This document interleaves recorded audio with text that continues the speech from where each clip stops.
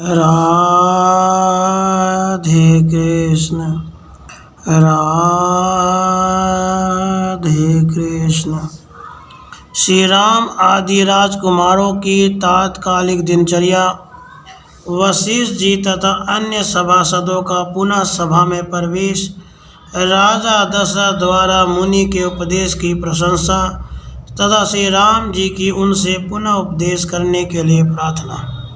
श्री वाल्मीकि जी कहते हैं, भरद्वाज, चंद्रमा के समान मनोरम कांति वाले उन राजकुमारों ने घर में जाकर अपने अपने भवन में समस्त आहनिक कृत्य पूर्ण रूप से संपन्न किया। महर्षि वशिष्ठ, महाराजा दशरथ, अन्य अन्य राजा, मुनि तथा ब्राह्मणों ने अपने अपने घरों तथा गलियों में अपने अपने कार्यों का इस प्रकार संपादन किया।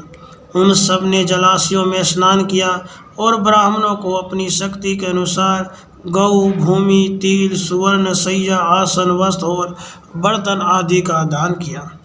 सुवर्ण और मणियों से जटित होने के कारण विचित्र शोभा धारण करने वाले अपने घरों और देवालयों में उन्होंने भगवान विष्णु, शंकर, अग्नि और सूर्य आदि देवताओं का पूजन किया।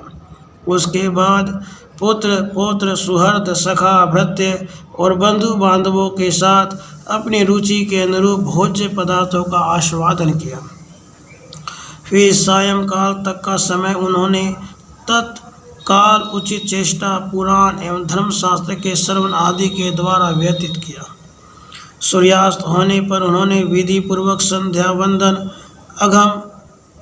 अघम हर्षण मंत्रों का जप, पवित्र स्तोत्रों का पाठ और मनोहर गाथाओं का गान किया। फिर धीरे धीरे वे रघुवंशी राजकुमार दीर्घ चंद्रबिंब के समान रमणीय सैयाओं पर, जहाँ फूल बिछे हुए थे और मुठियों से कपूर का चूर्ण बिखेरा गया था, सो गए। उसके बाद प्रातःकाल के तुरीय घोष के साथ चंद्रमा के समान सुंदर मुख वाले श्री रामचंद्र जी सैया से उठे, मानो कमल मंडित सरोवर से प्रफुल्ल कमल प्रकट हो गया हो।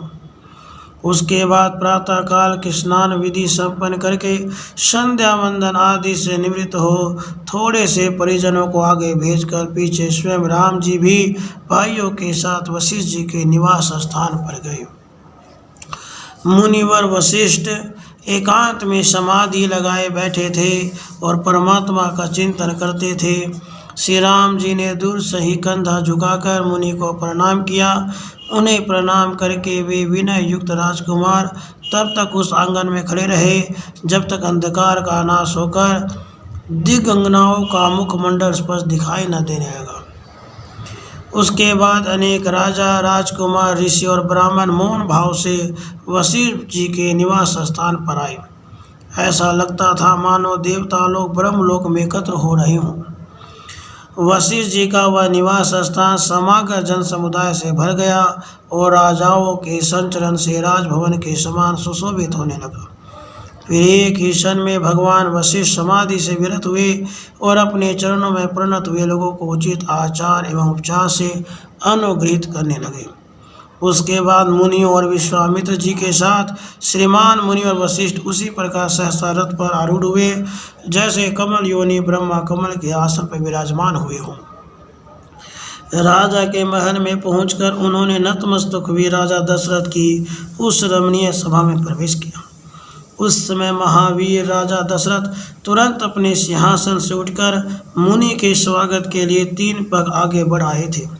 उसके बाद वहाँ दशरथ आदि समस्त नरेशों, वशिष्ठ आदि ऋषियों, ब्राह्मणों, सुमंत आदि मंत्रियों, सौम्य आदि विद्वानों, श्री राम आदि राजकुमारों, शुभ आदि मंत्री आदि प्रकृतियों, सुहोत्र आदि नागरिकों, मालव आदि भृत्यों तथा पौर आदि मालियों ने सभा में प्रवेश किया। उसके बाद जब वे सब के सब अपने अपने आसन पर बैठ गए, उन सब की दृष्टि वशिष्ठ जी के मुख की ओर लग गई और सभा का कोलाहल शांत हो गया। तब राजा दशरथ ने मेघ गर्जन के समान गंभीर वाणी द्वारा मुनि के उपदेश में विश्वास प्रकट करने वाली पदावलियों से युक्त यह सुंदर वचन मुनीश्वर वशिष्ठ जी से कहा, हे भगवान, कल आपने जो आनंददायिनी विशद वचनावली सुनाई थी उससे हम लोगों को ऐसा आश्वासन मिला मानो हमारे ऊपर अमृत राशि की वर्षा हुई हो।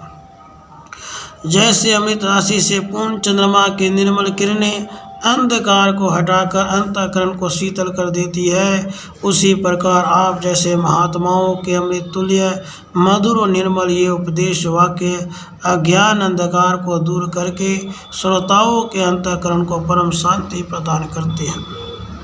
जैसे शीत रश्मि शशि की किरणें अंधकार राशि को दूर कर देती है, उसी तरह सज्जनों के सदुपदेश मन के दुर्विचारों तथा शरीर की सारी दुश्चेष्टाओं को मिटा देते हैं। हे मुनि, जैसे शरद ऋतु में वर्षा के काले मेघ क्षीण होने लगते हैं, उसी प्रकार हमारे तृष्णा और लोभ आदि दोष जो संसार में बांधने के लिए श्रृंखला रूप हैं, आपके उपदेश वाक्य से क्षीण हो चले। आपके उपदेश रूपी शरद ऋतु से हमारे हृदय आकाश में स्थित संसार वासना नामक कोहरा अब क्षीण होने लगा है। श्री वशिष्ठ जी ने कहा, रघुनंदन महामते, मैंने पूर्वापर विचार से युक्त जो वाक्य अर्थ तुम्हारे समक्ष उपस्थित किया था, क्या तुम्हें उसका स्मरण है? साधुवाद के एकमात्र भाजन साधु पुरुष, क्या तुम्हें स्मरण है कि यह जगत सर्वशक्ति संपन्न पर ब्रह्म परमात्मा से किस प्रकार प्रकट हुआ है? श्री राम बारंबार विचार पूर्वक हृदय में दृढ़ता पूर्वक स्थापित किया हुआ तत्वज्ञान मनुष्य को मोक्ष रूप सिद्धि देता है, किंतु जिसने उपदेश से प्राप्त हुए तत्व चिंतन को अवहेलनावश नष्ट कर दिया, भुला दिया, उस मनुष्य को उससे मोक्ष रूपी फल नहीं प्राप्त होता। हे रघुनंदन, जैसे विशाल वक्षस्थल वाला धनवान पुरुष अपने कंठ में उत्तम जाति के मोतियों की माला धारण करने का अधिकारी होता है, उसी प्रकार जिसका हृदय विवेक से संपन्न है, वह तुम्हारे जैसा पुरुष ही सुविचारित एवं विशुद्ध उपदेश वचनों का योग्य पात्र होता है। श्री वाल्मीकि जी कहते हैं, हे भरद्वाज, कमलासन ब्रह्मा जी के पुत्र महातेजस्वी श्री वशिष्ठ मुनि ने जब श्री रामचंद्र जी को इस प्रकार कुछ बोलने का अवसर दिया तब इस प्रकार बोले। श्री रामचंद्र जी ने कहा, भगवान, संपूर्ण धर्मों के ज्ञाता मुनीश्वर, मैं परम उदार होकर जो आपके उपदेश को समझ सका हूँ, यह आपके ही प्रभाव का विस्तार है। आप मेरे लिए जो जो आदेश देते हैं वह सब मैं उसी प्रकार से धारण करता हूँ, उसके विपरीत कुछ नहीं करता। उदार हृदय महर से आपने पहले जो मनोहर पुण्यमय और पवित्र उपदेश दिया है, वह सब मैंने अपने अंतःकरण में क्रमशः धारण कर लिया है। ठीक उसी तरह जैसे कोई सुंदर और पवित्र रत्न समूह को माला के रूप में गंथ कर अपने कंठ में धारण कर ले।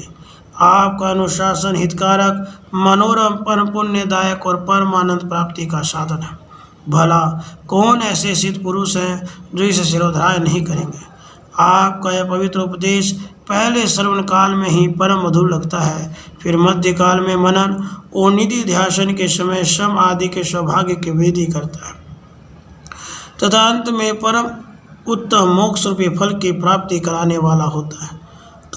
आपका उपदेश कल वृक्ष के पुष्प की भांति सदा विकास युक्त, उज्ज्वल, अम्लान, शुभ और अशुभ, देव दानव सभी को आनंद में बना देने वाला और अक्षय शोभा से संपन्न है। यह सब हम सब लोगों को अभीष्ट फल देने वाला हो।